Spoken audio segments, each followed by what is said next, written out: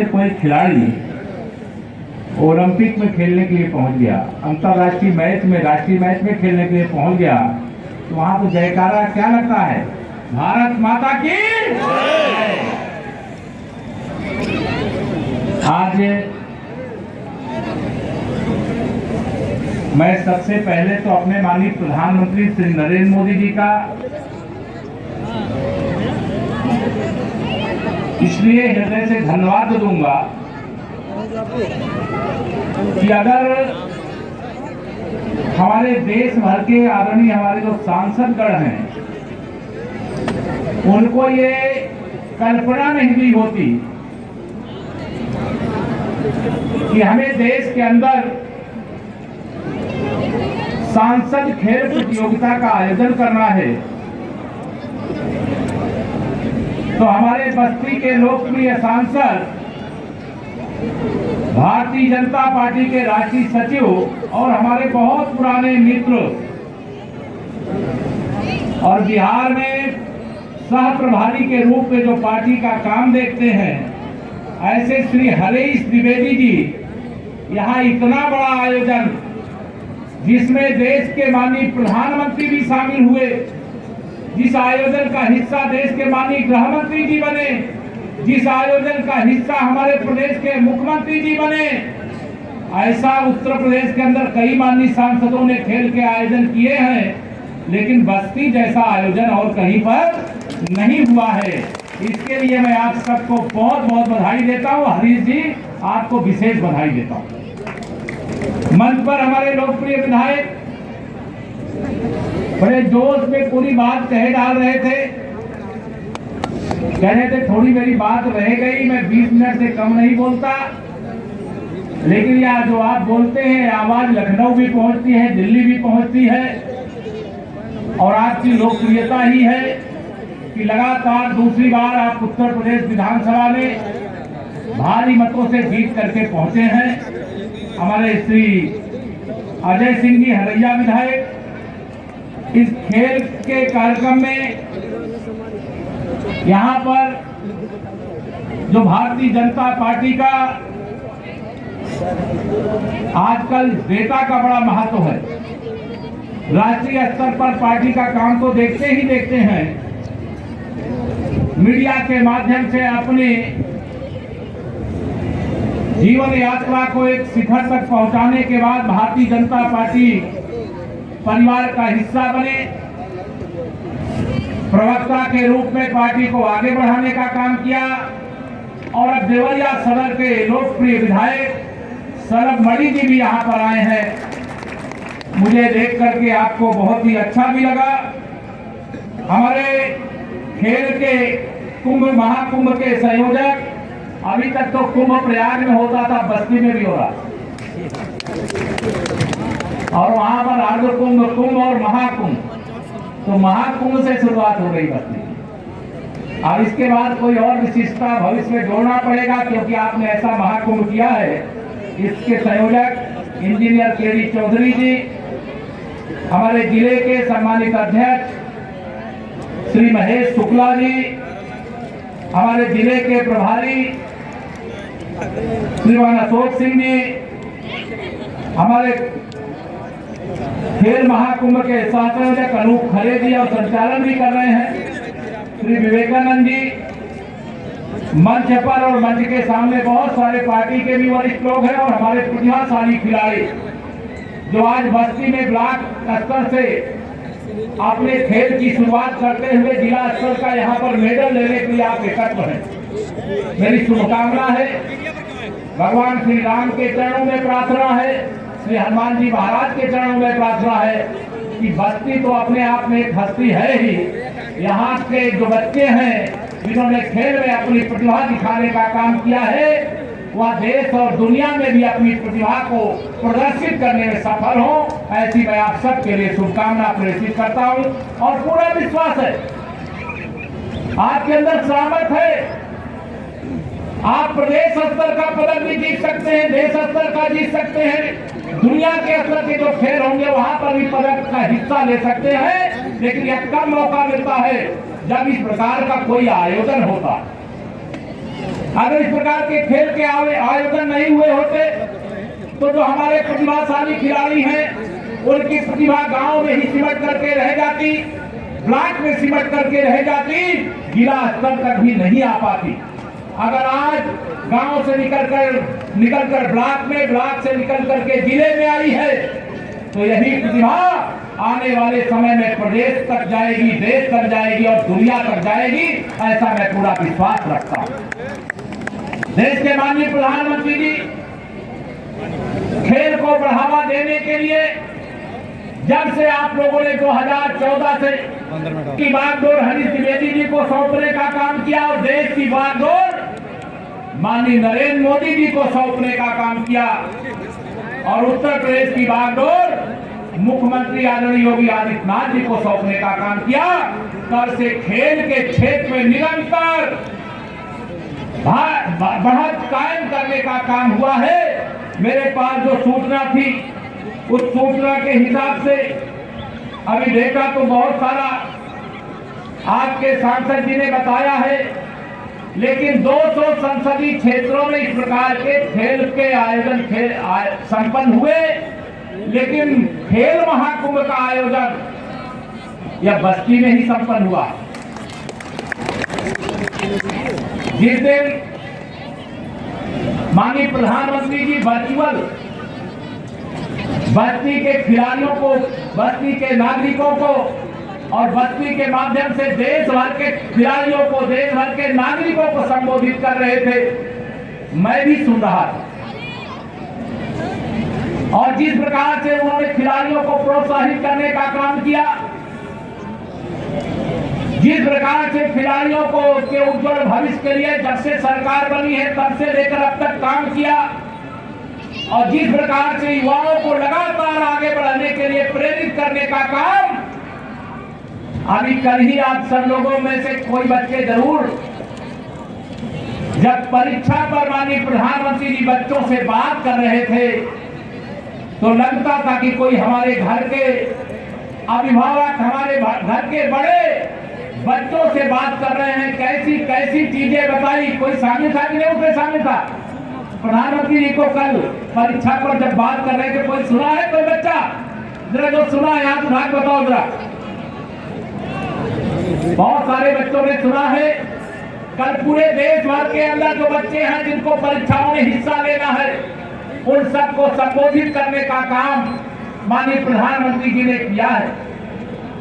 हर महीने के अंतिम रविवार को मन की बात के माध्यम से आप सब देखते हैं कि छोटी से छोटी बात, कोई छोटे से छोटे गांव में रह रहा हो, कोई किसी प्रदेश में रह रहा हो, कोई किसी जाति और समुदाय का हो, इन सारे भेदों से ऊपर उठ करके भारत माँ की गोद में जिसने आकर के अपना जन्म लिया है उसको संबोधित करना, उसका उल्लेख करना।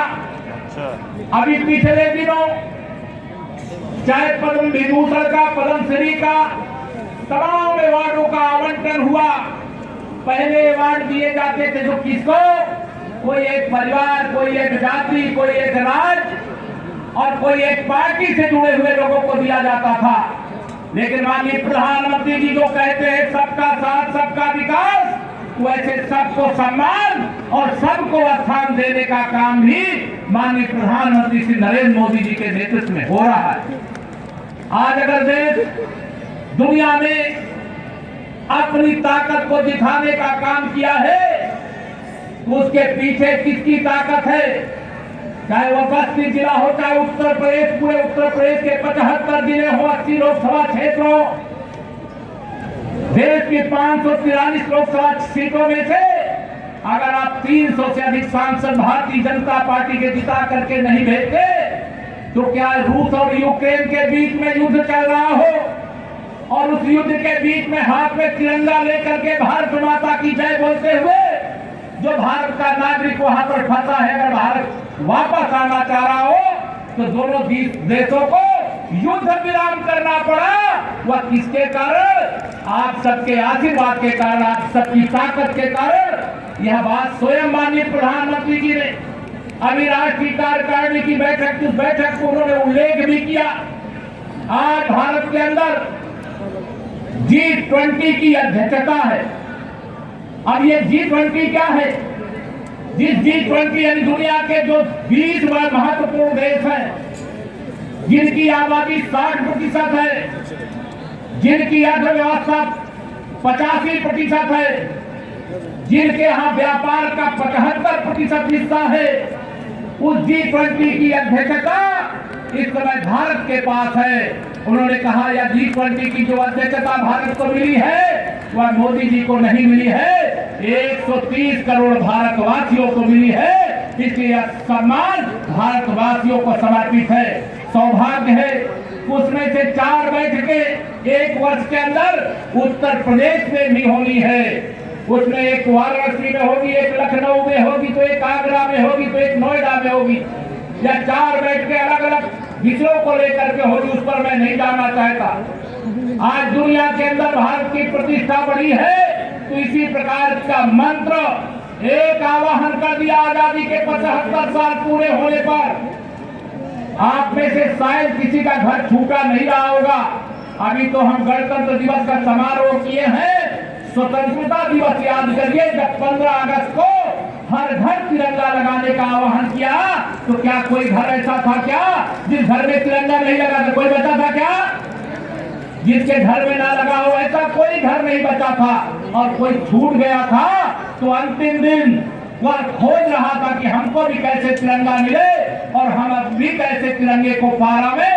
कभी देश के एक राज्य जम्मू कश्मीर में धारा 370 और 35A के कारण तिरंगा फहराने के लिए यात्रा निकालनी पड़ती थी, लेकिन आज गर्व है कि आज जम्मू कश्मीर में देश भर के साथ साथ जम्मू कश्मीर में भी हर गांव गली गलियारे में यह राष्ट्रीय ध्वज तिरंगा फहराने का काम इसी भारत की धरती पर हुआ है। आप सबसे राम जन्मभूमि आंदोलन, भगवान राम का भी आधे दिन उल्लेख कर दिया। मखौड़ा धाम को कौन नहीं जानता, लेकिन भगवान राम की जन्मभूमि अयोध्या, जिस आंदोलन का मैं भी सिपाही रहा हूं, मुझे इस बात का गर्व है। लेकिन अगर आज देश के प्रधानमंत्री के पद पर माननीय नरेंद्र मोदी जी को आपने अवसर नहीं दिया होता, तो क्या रामलला की जन्मभूमि पर जो भव्य मंदिर निर्माण, जो राम मंदिर के साथ साथ राष्ट्र मंदिर भी है, यह हो रहा होता क्या? मैं अभी एक दिन सुन रहा था, बहुत दिन से 2014 से ही हरीश जी प्रयास कर रहे थे। देश के जो सड़क परिवहन मंत्री माननीय नितिन गडकरी जी हैं, आखिर करके आज शायद रिंग रोड यहाँ का स्वीकृति करा दी। अभी उत्तर प्रदेश के बड़े बड़े शहर हैं, जिन शहरों के रिंग रोड बहुत सारे हुए हैं, लेकिन बस्ती बड़ी हस्ती है। यह साबित कर दिया आपने कि बस्ती का रिंग रोड भी आपने स्वीकृत करा दिया। 84 कोसी परिक्रमा का मार्ग, चाहे राम वनगमन मार्ग हो और चाहे आपका अयोध्या से जनकपुर मार्ग हो और चाहे जो भी राष्ट्रीय राजमार्ग हो, स्टेट हाईवे हो, मुख्य जिला मार्ग हो, कोई भी काम कैसा हो रहा है ये आपको मुझे बताने की आवश्यकता नहीं है। आज चूंकि खिलाड़ियों का विषय है, मैं इसकी चर्चा नहीं करना चाहता था, लेकिन अगर सरकार में आपने हमें अवसर दिया है तो थोड़ी चर्चा अगर नहीं करूंगा तो मुझे लगेगा अधूरा रह जाएगा। आपको 2017 से पहले की केवल पिक्चर याद दिलाना चाहता। 2017 के पहले का बस्ती, 2017 का पहले का उत्तर प्रदेश, 2014 के पहले का हिंदुस्तान और 2014 के बाद का हिंदुस्तान, इसकी जब आप समीक्षा करेंगे तो मुझे वह भी दिन याद है जब उत्तर प्रदेश के अंदर भारतीय जनता पार्टी की सरकार नहीं थी, कितने घंटे बिजली आती थी? भूल गए कि याद है आपको? भूल गए? पहले कितने घंटे बिजली आती थी, अब बिजली कितनी आ रही? पहले सड़कें कैसी थी, अब सड़कें कैसी है? पहले गरीब कल्याण की योजना के लिए अगर दिल्ली से 1 रुपया आए तो 85 पैसा बीच में बेईमान खा जाते थे। आज मजाल है क्या किसी की? आज भ्रष्टाचार मुक्त भारत, आतंकवाद से मुक्त भारत, नक्सलवाद से मुक्त भारत और गरीबी से मुक्ति की ओर बढ़ता हुआ भारत और दुनिया में तिरंगे का मान और सम्मान बढ़ाता हुआ भारत और आप सब खिलाड़ियों को लंबी बातें ना कह करके आज यही कहूंगा कि आप सब ने जिस प्रकार से इस खेल महाकुंभ के माध्यम से अपनी प्रतिभा का प्रदर्शन किया है, उसमें से मुझे आदरणीय सांसद जी ने बताया कि 1% लोगों को यहाँ पर बुलाने का काम किया है। 4 लाख में से 4000 खिलाड़ियों को, और उन खिलाड़ियों को बुला करके उनको अभी सम्मानित करने का भी काम होगा। और आप सब भाषण बहुत सुन चुके हैं, इसे भाषण देने की आवश्यकता नहीं है। मैं सभी यहाँ पर कार्यकर्ता साथी भी हमारे हैं, सभी कार्यकर्ता साथियों को भी बहुत अभिनंदन करता हूँ, बहुत बधाई देता हूँ। आज कैबिनेट की भी बैठक होनी है, इससे बहुत देर तक तो आपके बीच में उपस्थित रहने की इच्छा होते हुए भी नहीं रुक पाऊंगा, लेकिन आप सब जो कार्य चल रहा है उसको आगे बढ़ाते रहिए। गरीब कल्याण के जो काम है उनको आगे बढ़ाते रहिए। जिन विभागों ने इस खेल महाकुंभ को सफल बनाने में, यहाँ के प्रशासन के लोग हो, खेल विभाग के लोग हो, शिक्षा विभाग के लोग हो, सबको बहुत बहुत अभिनंदन, सबको बहुत बहुत बधाई देते हुए, और इस प्रकार के आयोजन रुकने नहीं चाहिए या निरंतर होते रहने चाहिए। भारत के अंदर प्रतिभा की कमी नहीं थी और अवसर की कमी थी। अब आपके पास अगर प्रतिभा है तो अवसर आपकी प्रतीक्षा कर रहा है। आप आगे बढ़िए, डबल इंजन की सरकार आपके साथ खड़ी है। यहाँ के माननीय सांसद, माननीय विधायक और पूरा भारतीय जनता पार्टी का एक कार्यकर्ता आपके साथ खड़ा है। मैं अपने बस्ती और उत्तर प्रदेश के जो बच्चे हैं जो खेल में हिस्सा ले रहे हैं, उन सब के उज्जवल भविष्य की कामना करता हुआ, अपने मीडिया के मित्रों को भी आपने भी बहुत अच्छा दिखाने का काम लगातार किया है, आपको भी धन्यवाद करता हुआ अपनी बारी को विराम दूंगा। मेरे साथ दोनों हाथ उठा करके सब लोग भारत माता की जय बोलेंगे। बोलिए भारत माता की, भारत माता की, भारत माता की। बहुत बहुत धन्यवाद।